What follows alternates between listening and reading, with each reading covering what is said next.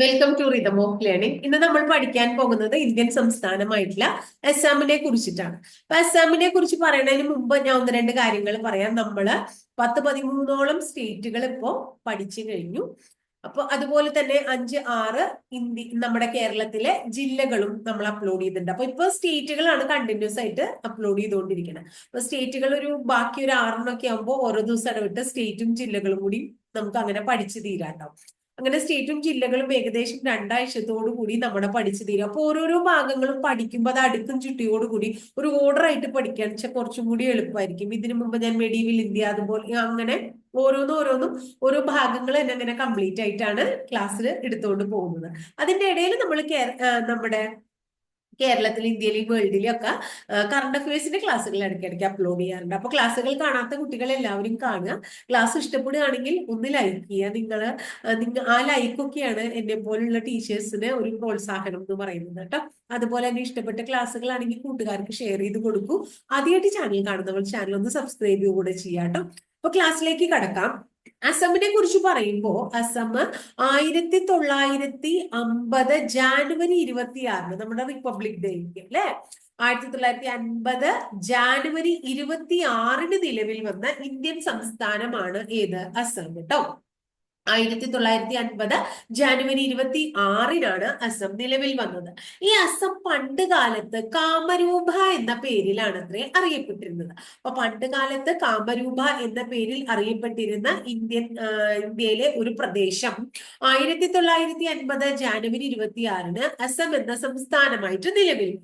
ഇനി അസോം ഈ അസമില് പണ്ട് കാലത്ത് നമുക്കറിയാലോ, കേരളത്തില് തിരുവിതാംകൂർ, കൊച്ചി, മലബാർ എന്നൊക്കെ പറഞ്ഞിട്ട് 3 രാജവംശങ്ങളായിരുന്നു നമ്മൾ പഠിക്കുന്നുണ്ട്. അതുപോലെ തന്നെ ഈ അസാമിലെ അഹോം എന്ന് പറയുന്ന രാജവംശമാണ് ഭരിച്ചിരുന്നത്. അസാമില് പണ്ട് കാലത്ത് ബ്രിട്ടീഷുകാരൊക്കെ ഭരിക്കുമ്പോൾ ഭരണം നടത്തിയിരുന്ന രാജവംശത്തിന്റെ പേരെന്താന്ന് ചോദിച്ചു കഴിഞ്ഞാൽ നമ്മൾ എന്ത് പറയും? അഹോം എന്ന് പറയുന്ന രാജവംശമാണ്. അതുപോലെ തന്നെ വളരെ ഇമ്പോർട്ടന്റ് ആയിട്ട് നമ്മൾ ശ്രദ്ധിക്കേണ്ട ഒരു കാര്യം, അവിടെ ഒരു കലാപം നടന്നിട്ടുണ്ട്, അഹോം കലാപം. അപ്പൊ അഹോം കലാപം ഏത് സംസ്ഥാനവുമായിട്ട് ബന്ധപ്പെട്ടിരിക്കുന്നു, അല്ലെങ്കിൽ എവിടെയാണ് നടന്നതെന്നൊക്കെ ചോദിച്ചു കഴിഞ്ഞാൽ അസാമിലാണ് നടന്നത്. അപ്പൊ പണ്ട് കാലത്ത് കാമരൂപ എന്ന പേരിൽ അറിയപ്പെട്ടിരുന്നു. അഹോം എന്ന് പറയുന്ന രാജവംശം അവിടെ ഭരിച്ചിരുന്നു. അഹോം കലാപം നടന്നിരുന്നു അല്ലെ. ഇതൊക്കെ ഓർക്കുക. 1950 ജാനുവരി 26 നിലവിൽ വന്നു. അസമിന്റെ തലസ്ഥാനം ഏതാണ്? അസമിന്റെ തലസ്ഥാനം ദിസ്പൂരാണ് അല്ലെ. അസമിന്റെ തലസ്ഥാനം ചോദിച്ചു കഴിഞ്ഞാൽ നമ്മൾ ദിസ്പൂര പറയാം. പക്ഷേ അസമിന് ഒരു കൾച്ചറൽ ക്യാപിറ്റൽ ഉണ്ട്. അപ്പൊ കേരളത്തിന്റെ സാംസ്കാരിക തലസ്ഥാനമാണ് തൃശ്ശൂർ എന്ന് നമ്മൾ പഠിക്കില്ലേ. അതുപോലെ കൾച്ചറൽ ക്യാപിറ്റൽ ഓഫ് അസം എന്ന് ചോദിച്ചു കഴിഞ്ഞാൽ ജോർഹത്ത് ആണ് പറയാ. ഏതാണ്? ജോർഹത്ത്. അപ്പൊ അസമിന്റെ സാംസ്കാരിക തലസ്ഥാനം ഏതാണ്? ജോർഹത്ത് ആണ് കേട്ടോ. ഇനി അടുത്തത് അസമിന്റെ ഒരു പ്രത്യേകത നമുക്കറിയാം. അതായത് ടി ആകൃതിയിൽ, ഇംഗ്ലീഷ് അക്ഷരമാലയിലെ ടി ആകൃതിയിലുള്ള സംസ്ഥാനമാണ്. അതുപോലെ തന്നെ എന്താ പറയുന്നത്, തേയില ഏറ്റവും കൂടുതൽ ടി സ്റ്റേറ്റ് എന്നൊക്കെ വിളിക്കുന്നുണ്ട്. ആ ടി വ്യത്യാസമുണ്ട്. ടി ഒരു ഇംഗ്ലീഷ് അക്ഷരമാലയിലെ ആകൃതിയാണ്. പക്ഷെ ഏറ്റവും കൂടുതൽ ഇന്ത്യയുടെ തേയിലത്തോട്ടം എന്ന് വിളിക്കുന്നു. ടീ ഏറ്റവും കൂടുതൽ ഉൽപ്പാദിപ്പിക്കുന്ന സംസ്ഥാനമാണ് ഏത്? അസം എന്നൊക്കെ നമ്മൾ കേട്ടിട്ടുണ്ട്. അത് വളരെ ഇമ്പോർട്ടന്റ് ആണ്. അപ്പോ അതുപോലെ ഈ ജോർഹത്ത് എന്ന് പറയുന്ന സ്ഥലത്തുണ്ടല്ലോ ടീ ഫെസ്റ്റിവൽ നടക്കുന്നുണ്ട്. അപ്പൊ ടീ ഫെസ്റ്റിവൽ നടക്കുന്ന ഇന്ത്യയിലെ ഒരു പ്രദേശമാണ് ജോർഹത്ത്. ജോർഹത്ത് അസമിന്റെ കൾച്ചറൽ ക്യാപിറ്റലാണ്. അപ്പൊ അത് ക്ലിയർ ആയല്ലോ. അസമിന്റെ തലസ്ഥാനം ദിസ്പൂരാണ്. കൾച്ചറൽ ക്യാപിറ്റൽ ജോർഹത്താണ്. ടീ ഫെസ്റ്റിവൽ ജോർഹത്തിൽ നടക്കുന്നുണ്ട്. ഏറ്റവും കൂടുതൽ തേയില ഉൽപ്പാദിപ്പിക്കുന്ന ഇന്ത്യൻ സംസ്ഥാനമാണ് അസം. അസമിനെ ഇന്ത്യയുടെ തേയിലത്തോട്ടം എന്ന് നമ്മൾ വിളിക്കുന്നുണ്ട്. ഇംഗ്ലീഷ് അക്ഷരമാലയിലെ ടി ആകൃതിയിൽ കാണപ്പെടുന്ന ഇന്ത്യൻ സംസ്ഥാനമാണ് അസം. ഇനി അസമിന്റെ മെയിൻ ആയിട്ടുള്ള കുറച്ച് കാര്യങ്ങളിലേക്ക് നമ്മൾ വരികയാണ്. അസമിന്റെ സംസ്ഥാന മൃഗം എന്ന് വിളിക്കുന്നത് ഒറ്റക്കൊമ്പൻ കണ്ടാമൃഗത്തെയാണ്. അതിലേക്ക് നമുക്ക് വരാം. നമുക്ക് കുറച്ച് നാഷണൽ പാർക്കും വൈൽഡ് ലൈഫ് സാങ്ച്വറീസ് ഒക്കെ പഠിക്കാണ്ട്. അപ്പൊ അത് പറയുമ്പോൾ നമുക്ക് ഇതിനെ കുറിച്ച് കൂടുതൽ പഠിക്കാം. ഇപ്പൊ ഇത്രയും ഓർക്കാം, അവരുടെ സംസ്ഥാന മൃഗം ഒറ്റക്കൊമ്പൻ കണ്ടാമൃഗം. ഹൈക്കോടതി ഗുവാഹത്തി സംസ്ഥാന. ഈ ഹൈക്കോടതിയെ കുറിച്ച് നമുക്ക് പഠിക്കണം. കുറേയധികം അധികാരപരിധിയുള്ള ഹൈക്കോടതിയാണ്. അപ്പൊ ഹൈക്കോടതി ഗുവാഹത്തിയാണെന്ന് ഓർക്കുക. അതുപോലെ അവർക്ക് ഒരു സംസ്ഥാന പക്ഷിയുണ്ട്, വൈറ്റ് വിങ്സ് ഡക്ക്. എന്താണ്? White wings duck. അപ്പൊ വൈറ്റ് വിങ്സ് ഡക്ക് സംസ്ഥാന പക്ഷി, ഒറ്റക്കൊമ്പൻ കണ്ടാമൃഗം സംസ്ഥാന മൃഗം, ദിസ്പൂറസ് അവരുടെ തലസ്ഥാനം അല്ലെ. അതുപോലെ തന്നെ ഗുവാഹത്തി എന്താണ്? ഹൈക്കോടതിയാണ്. ഇത്രയും കാര്യം ക്ലിയർ ആയല്ലോ. ഇനി അസമിനെ കുറിച്ച് പറയുമ്പോൾ അസമിന്റെ വളരെ പ്രധാനപ്പെട്ട വേറൊന്ന് രണ്ട് കാര്യങ്ങൾ, അതായത് അവിടുത്തെ പ്രധാനപ്പെട്ട ഒരു പ്രൊഡക്ഷൻ ആണ് മുഖ സിൽക്ക്. ചോദിച്ചിട്ടുണ്ട് മുഖ സിൽക്ക്. അതുപോലെ തന്നെ ജാപ്പി തൊപ്പികള്. അപ്പൊ മുഖ സിൽക്ക്, ജാപ്പി തൊപ്പികള് ഇതൊക്കെ എവിടെയാ പ്രസിദ്ധമായിട്ടുള്ളത് എന്ന് ചോദിച്ചു കഴിഞ്ഞിട്ടുണ്ടെങ്കിൽ അസമിലാണെന്ന് പറയണം. അപ്പൊ മുഖ സിൽക്കിന്റെ പ്രൊഡക്ഷൻ നടക്കുന്ന ഇന്ത്യൻ സംസ്ഥാനമാണ് അസം. പണ്ട് കാലത്തൊക്കെ വളരെ പ്രസിദ്ധമായിട്ടുള്ള ഒരു തൊപ്പികളാണ് ജാപ്പി തൊപ്പി എന്ന് പറയുന്നത്. ഈ ജാപ്പി തൊപ്പി ഏറ്റവും കൂടുതൽ കാണപ്പെടുന്നതും എവിടെ തന്നെയാണ്?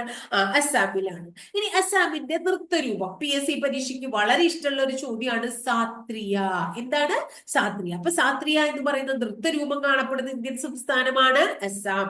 അതുപോലെ തന്നെ ബിഹു എന്ന വിളവെടുപ്പ് ആഘോഷം നടക്കുന്ന ഇന്ത്യൻ സംസ്ഥാനമാണ് അസാം. അപ്പൊ അവിടുത്തെ വിളവെടുപ്പ് ആഘോഷം ബിഹു, നൃത്തരൂപത്തിന്റെ പേര് സാത്രിയ. ഇനി അവിടുത്തെ പ്രധാനപ്പെട്ട ഒരു തീവ്രവാദ സംഘടനയുടെ പേര് ഉൾഫ. എന്താണ്? ഉൾഫ. അപ്പൊ ഉൾഫ എന്ന് പറയുന്ന തീവ്രവാദ സംഘടനയും എവിടെയുണ്ട്?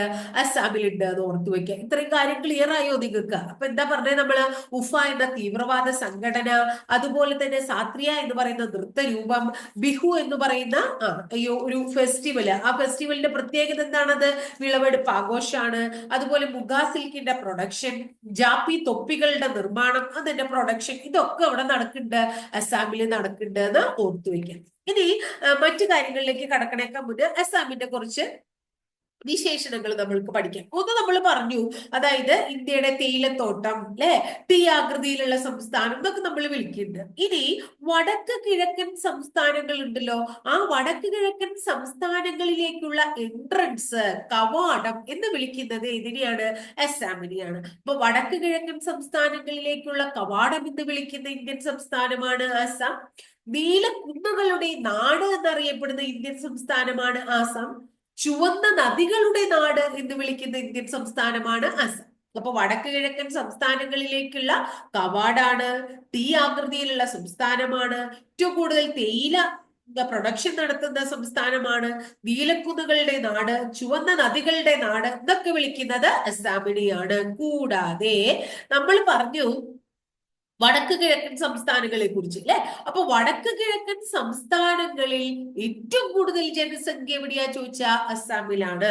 വടക്ക് കിഴക്കൻ സംസ്ഥാനങ്ങളിൽ ഏറ്റവും കൂടുതൽ ജനസംഖ്യ ഉള്ളത് എവിടെയാണ്? അസാമിലാണ് എന്ന് ഓർത്തു വെക്കുക കേട്ടോ. ഇനി അതുപോലെ തന്നെ നമ്മള് പല ചരിത്രകാരന്മാരെ കുറിച്ചും കേട്ടിട്ടുണ്ട്. അതുപോലെ വളരെ പ്രശസ്തനായിട്ടുള്ള ഒരു ചരിത്രകാരനാണ് അൽബറൂനി എന്ന് പറയുന്ന വ്യക്തി. അൽബറൂനിയെ കേട്ടിട്ടുണ്ടാവും നമ്മള്. അപ്പൊ ഈ അൽബറൂനി ഉണ്ടല്ലോ, അദ്ദേഹത്തിന്റെ കൃതികളുണ്ട്, ധാരാളം കൃതികളുണ്ട്, രചനകള്. അദ്ദേഹത്തിന്റെ രചനകളിൽ അദ്ദേഹം പ്രത്യേകം പരാമർശിക്കുന്ന ഒരു ഇന്ത്യൻ സംസ്ഥാനമാണ് ഏത്? അസം എന്ന് പറയുന്നത് കേട്ടോ. ഇനി അടുത്തത് അസാമിനെ കുറിച്ച് പറയുമ്പോൾ നമുക്ക് ഒരിക്കലും മറക്കാൻ പറ്റാത്ത ഒരു പോയിന്റ് ആണ് ദിഗ്ബോയ് എന്ന് പറയുന്ന എണ്ണ ശുദ്ധീകരണശാല. അപ്പൊ അസമിലെ ഒരു വളരെ ഇമ്പോർട്ടന്റ് ആയിട്ടുള്ള എണ്ണ ശുദ്ധീകരണശാലയാണ് ദിഗ്ബോയ്. ഇന്ത്യയിലെ തന്നെ ഏറ്റവും പഴക്കം ചെന്ന എണ്ണ ശുദ്ധീകരണശാല ദിഗ്ബോയ് ആണ്. ഇന്ത്യയിലെ ഏറ്റവും പഴക്കം ചെന്ന എണ്ണ ശുദ്ധീകരണശാല ഏതെന്ന് ചോദിച്ചാൽ ഏതാ പറയണ്ടേ? ദിഗ്ബോയ് എണ്ണ ശുദ്ധീകരണശാലയാന്ന് ഓർത്തു വെക്കുക. ഇനി അടുത്തത് നംരൂപ കേട്ടോ. നംരൂപ എന്ന പേരില് ഒരു തെർമൽ പവർ സ്റ്റേഷനും അസാമിലുണ്ട്. നംരൂപ കേട്ടോ. നംരൂപ എന്ന പേരിൽ ഒരു തെർമൽ പവർ സ്റ്റേഷൻ കാണപ്പെടുന്നത് എവിടെയാണ്? അസാമിലാണ് കേട്ടോ. ഇനി അടുത്തത് അസാമില് വേറൊരു എണ്ണ ശുദ്ധീകരണശാലയുണ്ട്. അതിന്റെ പേര് ന്യൂ മാലിഗർ എന്നാണ്. എന്താണ്?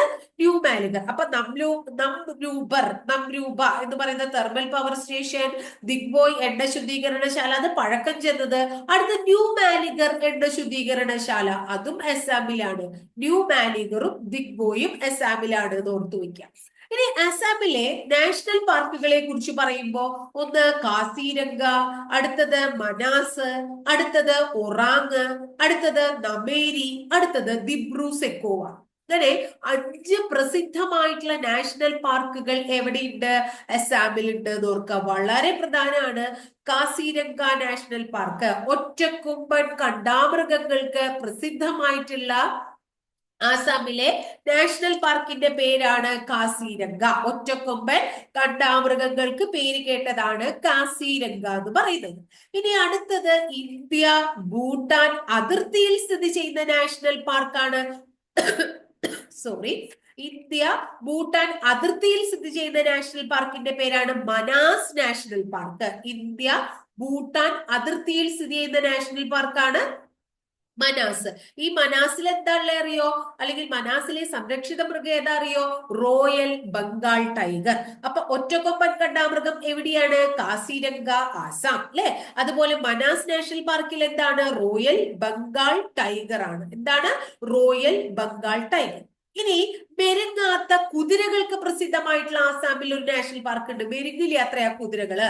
അങ്ങനെ മെരുങ്ങാത്ത കുതിരകൾക്ക് പ്രസിദ്ധമായിട്ടുള്ളതാണ് ദിബ്രു സെക്കോവ. അപ്പൊ ദിബ്രു സെക്കോവ ആസാമിലെ ഒരു നാഷണൽ പാർക്കാണ്. അവിടെ എന്താണ്? മെരുങ്ങാത്ത കുതിരകളെ കാണപ്പെടുന്ന അസാമിലെ നാഷണൽ പാർക്കാണ് എന്ന് ഓർത്തു വെക്കണം. അപ്പൊ ക്ലിയർ ആയോ? ഒറ്റക്കൊമ്പൻ കണ്ടാമൃഗം, കാസിരംഗ, റോയൽ ബംഗാൾ ടൈഗർ, മനാസ്, അതുപോലെ തന്നെ മെരുങ്ങാത്ത കുതിരകൾ കാണപ്പെടുന്നത് ദിബ്രു സെക്കോവ. ഇനി മനാസിന്റെ പ്രത്യേകത എന്താന്ന് പറഞ്ഞു? ഇന്ത്യ ഭൂട്ടാൻ അതിർത്തിയിലാണ് എന്ത് കാണപ്പെടുന്നത്? മനാസ് നാഷണൽ പാർക്ക് കാണപ്പെടുന്നത് എന്നും കൂടി നമ്മൾ പറഞ്ഞു.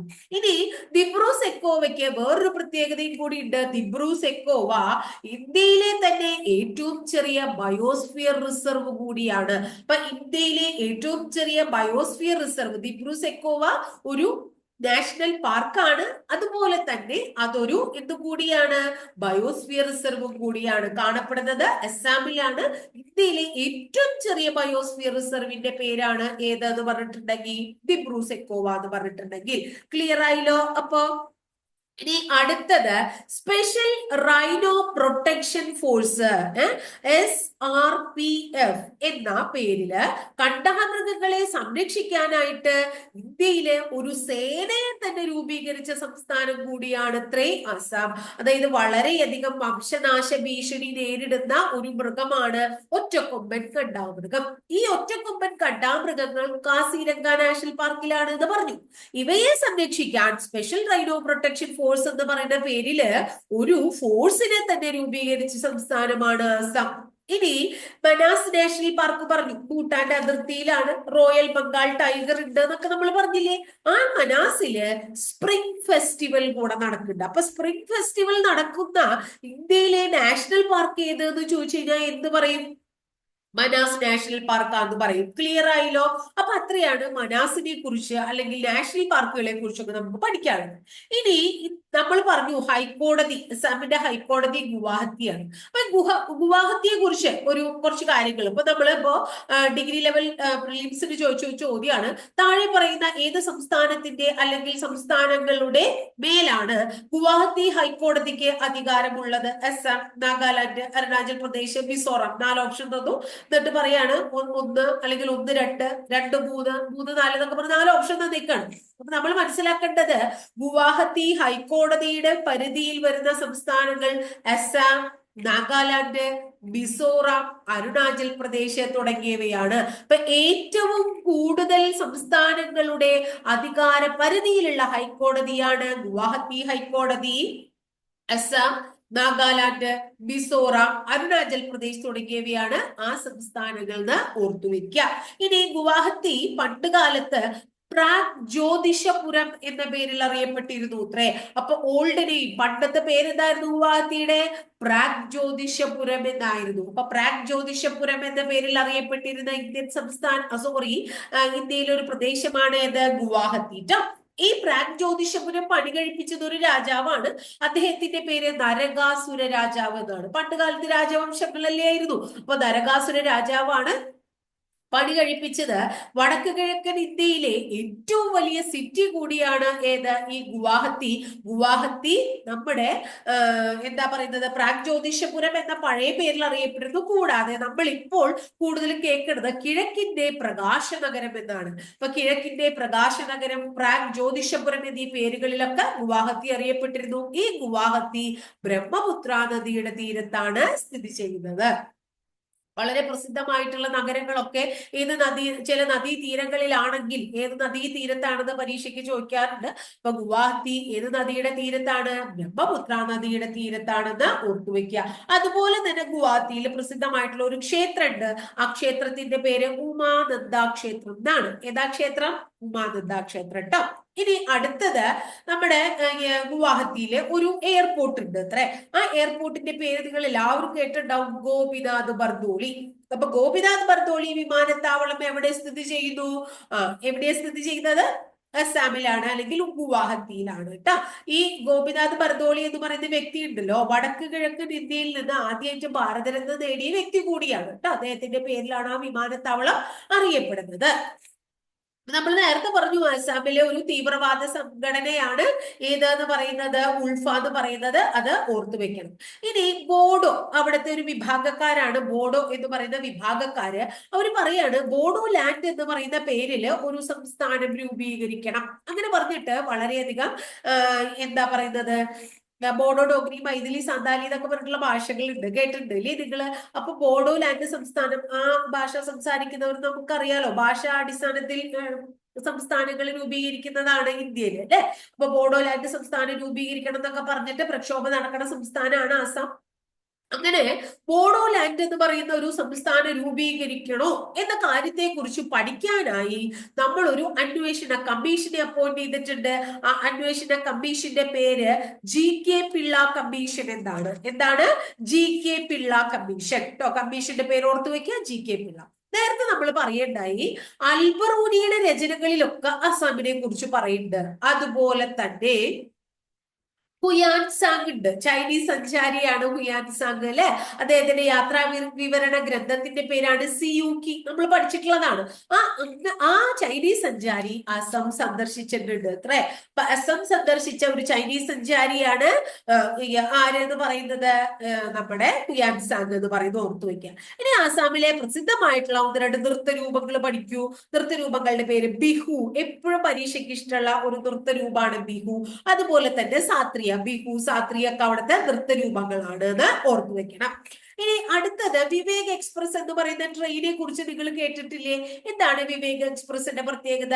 അസാമിലെ ദിബ്രുഹെട്ട് എന്ന് പറയുന്ന സ്ഥലത്തെയും തമിഴ്നാട്ടിലെ കന്യാകുമാരിയെയും ബന്ധിപ്പിക്കുന്ന ട്രെയിനിന്റെ പേരാണ് വിവേക് എക്സ്പ്രസ്. അസാമിലെ ദിബ്രുഹെട്ടിനെയും തമിഴ്നാട്ടിലെ കന്യാകുമാരിയെ ബന്ധിപ്പിക്കുന്ന ട്രെയിനിന്റെ പേരാണ് എന്ത്? വിവേക് എക്സ്പ്രസ് എന്ന് പറയുന്നത്. ഇനി നമ്മൾ കേട്ടിട്ടുണ്ട് പ്രാചീന കാലത്ത് ലൗഹിത്യ എന്ന പേരിൽ അറിയപ്പെടുന്ന നദി ഏതാണ്? ഏതാണ്? ബ്രഹ്മപുത്രയാണ് അല്ലെ. ഈ ബ്രഹ്മപുത്രയെ അസാമിന്റെ ദുഃഖം എന്ന പേരിൽ അത്ര അറിയപ്പെടുന്നു. അസാം അപ്പോ ഇടയ്ക്കിടയ്ക്കൊക്കെ ആസാമില് വെള്ളപ്പൊക്കമൊക്കെ ഉണ്ടാവുന്നത് ഈ ബ്രഹ്മപുത്ര നദി മൂലമാണ്. ഇനി ഈ ബ്രഹ്മപുത്ര നദിയിൽ ഒരു വളരെ പ്രസിദ്ധമായിട്ടുള്ള ഒരു ദ്വീപുണ്ട്, മജുലി എന്നാണ് ദ്വീപ്. ആ മജുലി ദ്വീപ് എവിടെയാണ്? അസാമിലാണ്. അപ്പൊ ലോകത്തിലെ ഏറ്റവും വലിയ നദീജന്യ ദ്വീപായ മജുലി സ്ഥിതി ചെയ്യുന്നത് അസാമിലാണ്, ബ്രഹ്മപുത്ര നദിയിലാണ്. ഇന്ത്യയിലെ തന്നെ ആദ്യത്തെ ദ്വീപ് ജില്ല എന്ന് വിളിക്കുന്നതും ഏതിനെയാണ്? നമ്മുടെ മജുലിയെയാണ്. അപ്പൊ ഇത്രയും ഓർക്ക. ബ്രഹ്മപുത്ര ആസാമിന്റെ ദുഃഖാണ്, പണ്ട് കാലത്ത് ലൗഹിത്യ എന്നറിയപ്പെടുന്നു. ബ്രഹ്മപുത്രയിലാണ് മജുലി ദ്വീപ്. ലോകത്തിലെ തന്നെ ഏറ്റവും വലിയ നദീജന്യ ദ്വീപാണ് മജുലി. ഇനി കൂടാതെ ഒരു ദ്വീപ് ജില്ല കൂടിയാണ് എന്ത്? മജുലി എന്ന് ഓർത്തു വെക്കുക കേട്ടോ. ഇനി ജമുഗുരിഹട്ട് അസാമിലെ എന്താ പറയുന്നത്, ഒരു ഗ്രാമമാണ് ജമുഗുരിഹട്ട് പറയുന്നത്. അങ്ങനെ നമ്മളൊന്നും കേട്ടിട്ടുണ്ടാവില്ല. പക്ഷെ ആ ഗ്രാമത്തിന്റെ പ്രത്യേകത ഫസ്റ്റ് സയൻസ് വില്ലേജ് ആണ്. ഇന്ത്യയിലെ ആദ്യത്തെ സയൻസ് വില്ലേജ് അഥവാ ശാസ്ത്ര ഗ്രാമമാണ് ജമുഗുരിഹട്ട്. അതൊന്ന് ഓർത്തു വെക്കുക, ജമുഗുരിഹട്ട്. അപ്പോൾ ഇത്രയൊക്കെയാണ് പ്രധാനപ്പെട്ട എന്താ പറയുന്നത് അസാമുമായിട്ട് ബന്ധപ്പെട്ടിട്ടുള്ള പ്രധാനപ്പെട്ട കുറച്ച് കാര്യങ്ങൾ. ഇനി ഒന്ന് രണ്ട് കാര്യങ്ങൾ കൂടി പറയാൻ എന്താ വെച്ചിട്ടുണ്ടെങ്കിൽ ഈ ഹിന്ദുക്കള്, അതുപോലെ തന്നെ മുസ്ലിങ്ങള്, അതുപോലെ ബുദ്ധമതക്കാര്, അവർക്കൊക്കെ വളരെ ഇമ്പോർട്ടന്റ് ആയിട്ടുള്ള പാവനമായിട്ടുള്ള പരിശുദ്ധിയോട് കൂടിയിട്ടുള്ള ഒരു സ്ഥലം, ഒരു പ്ലേസ് ഈ അസാമിൽ ഉണ്ട് അത്ര. അതിന്റെ പേരാണ് ഹാജോ. കേട്ടിട്ടുണ്ടോ നിങ്ങൾ? ഹാജോ എന്ന് വിളിക്കും. എന്താണ്? ഹാജോ എന്ന് വിളിക്കും കേട്ടോ. ഇനി അതുപോലെ തന്നെ സ്വാതന്ത്ര്യ ഉണ്ടായ സമയത്തുണ്ടല്ലോ, സ്വാതന്ത്ര്യം കിട്ടിയ സമയത്ത് നമ്മുടെ ആസാമിലെ ഒരു ജില്ല കിഴക്കൻ പാകിസ്ഥാനിലേക്ക് ചേർക്കപ്പെട്ടു. ആ ജില്ലയുടെ പേര് സിൽഹട്ട് എന്നായിരുന്നു. പണ്ട് കാലത്ത് ആസാമിനോട് കൂടി യോജിച്ചിരുന്ന ജില്ലയായ സിൽഹട്ട് എവിടേക്ക് പോയി? കിഴക്കൻ പാകിസ്ഥാനിലേക്ക് പോയി. ഇനി നമ്മൾ ബ്രഹ്മപുത്രയെ കുറിച്ച് പഠിച്ചു. ആ ബ്രഹ്മപുത്രയുടെ ഒരു പോഷക നദിയാണ് ലോഹിത് എന്ന് പറയുന്നത്. ഈ ലോഹിത് നദിക്ക് കുറുകെ വളരെ പ്രസിദ്ധമായിട്ടുള്ള ഒരു പാലമുണ്ട്. ആ പാലത്തിന്റെ പേര് ഭൂപൻ ഹസാരിക പാലം എന്നാണ്. എന്താണ്? ഭൂപൻ ഹസാരിക പാലം. അപ്പോ അതും ആസാമിലാണ് എന്ന് ഓർത്തു വെക്കുക. ഈ ഭൂപൻ ഹസാരിക ഉണ്ടല്ലോ, അദ്ദേഹത്തെ ബ്രഹ്മപുത്രയുടെ ഗായകൻ എന്ന് വിളിക്കുന്നു. ബ്രഹ്മപുത്രയുടെ ഗായകൻ എന്ന് ഭൂപൻ ഹസാരികയെ വിളിക്കുന്നു. ഇനി ഏറ്റവും പ്രധാനപ്പെട്ട ഒരു പാരാമിലിറ്ററി ഫോഴ്സിനെ കുറിച്ച് കൂടി നമുക്ക് പറയാണ്ട്. ഇന്ത്യയിലെ ആദ്യത്തെ പാരാമിലിറ്ററി ഫോഴ്സ് ആണ് അസം റൈഫിൾസ് എന്നാണ് അതിന്റെ പേര്. ഇതാണ് അസം റൈഫിൾസ്. പണ്ട് കാലത്ത്, അല്ലെങ്കിൽ പഴയ പേര് കച്ചാർ ലെവി എന്നൊക്കെ ആയിരുന്നു. 1835 രൂപീകരിച്ച Assam Rifles Sentinels of North East എന്ന പേരിൽ അറിയപ്പെടുന്നു. സെന്റിനൻസ് ഓഫ് നോർത്ത് ഈസ്റ്റ് എന്നും കച്ചാർ ലെവി എന്നും ഒക്കെ അറിയപ്പെടുന്നത് ഇന്ത്യയിലെ ആദ്യത്തെ പാരാമിലിറ്ററി ഫോഴ്സ് ആയ അസം റൈഫിൾസ് ആണ്. അപ്പൊ ഇത്രയാണ് ഇന്നത്തെ നമ്മുടെ അസം എന്ന് പറയുന്ന സംസ്ഥാനത്തെ കുറിച്ച് പഠിക്കാനുള്ളത്. ക്ലിയർ ആയെന്ന് വിചാരിക്കുന്നു എല്ലാവർക്കും. അപ്പൊ ഭംഗിയായിട്ട് പഠിച്ച് മുന്നോട്ട് പോവുക. സ്റ്റേറ്റുകളും അതുപോലെ തന്നെ ജില്ലകളും നമ്മൾ പഠിച്ചു തീർക്കുമ്പോൾ കുറേ അധികം കാര്യങ്ങൾ, കുറേ അധികം GK നമ്മുടെ ഉള്ളില് കയറും കേട്ടോ. അപ്പൊ അടുത്ത ദിവസം ഇതുപോലെ വളരെ നല്ലൊരു ടോപ്പിക്കുമായി നമുക്ക് വീണ്ടും കാണാം കേട്ടോ.